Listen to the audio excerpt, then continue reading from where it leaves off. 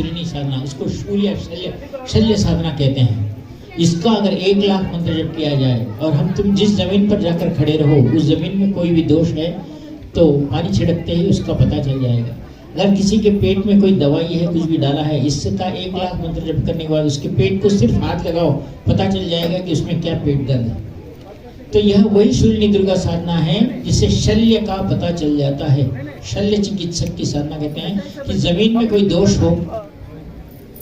तो इस साधना की श्रेष्ठता यह है कि जो इस मंत्र का आज के इस शूल योग से अगले शूल योग तक जो 1 लाख मंत्र जप कर लेता है वो किसी भी प्रकार के शल्य दोष को पहचानता है। जमीन पर जाकर खड़े रह जाए और हम इस मंत्र को बोलते हुए पानी छिड़क दें तो हमें ये पता चल जाता है कि उसमें उस जमीन में क्या दोष है। जमीन के अंदर कोई मनुष्य गड़ा हुआ है, कोई ऐसा प्राणी गड़ा हुआ है जिसके साथ दोष है। इस घर में या इस जमीन में लक्ष्मी प्राप्त होगी या नहीं होगी, ये लक्ष्मी कारक है या नहीं होगी, इस शूलिनी दुर्गा साधना से इसका पता चल जाता है। लेकिन शूल योग से लेकर शूल योग तक 1 लाख जब संपन्न कर लें।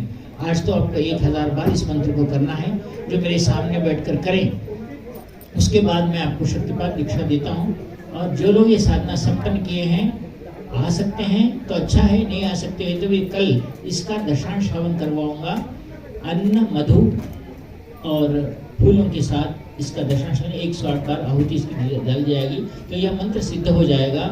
और अपने को इसका ज्ञान हो जाएगा कि आगे किस जमीन में किस मनुष्य में क्या दोष है, किस दोष के कारण वो घर या वो मनुष्य या उसको बाधा निर्माण हो रही है। सारे बाधाओं का निवारण जानने के लिए यह मंत्र श्रेष्ठ कहलाया गया है।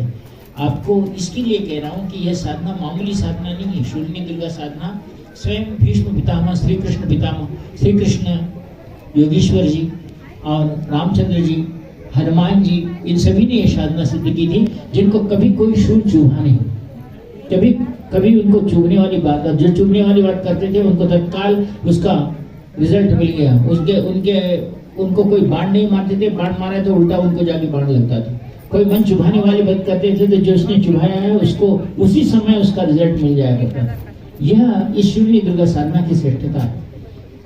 आपको इसलिए कहता हूँ कि जो साधक इस साधना को संपन्न करता है उसके जीवन में इस शूलिनी दुर्गा के मंत्र को बोलते हुए छोटी छोटी जैसी बीमारियां हैं, जैसे बुखार आना, कोई बिच्छू काटना, कोई कुछ होकर दर्द होना, ऐसे कोई इस मंत्र को 11 बार मंत्र बोलकर उसके ऊपर से हाथ घुमा दो, वो उसको शांति मिलेगी। इस मंत्र की वो श्रेष्ठता है।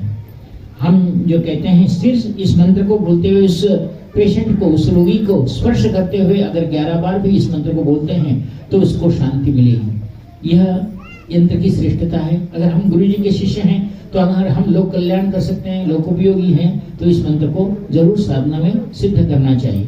अभी जिन्होंने कल फूल लाए हैं वो लोग शूलिनी दुर्गा के यंत्र पर 1000 फूल चढ़ा दें या फूल चढ़ाने का कार्यक्रम करें। माता जी भी यहाँ बैठी हुई है, माता जी भी फूल चढ़ाएंगी इनके सामने रखकर। और 1000 बार मंत्र, जैसा मैं इनको किस लिए बिठाया हूँ कि अगर इनका 1000 मंत्र हो जाता है तो आपका भी 1000 मंत्र हो जाएगा।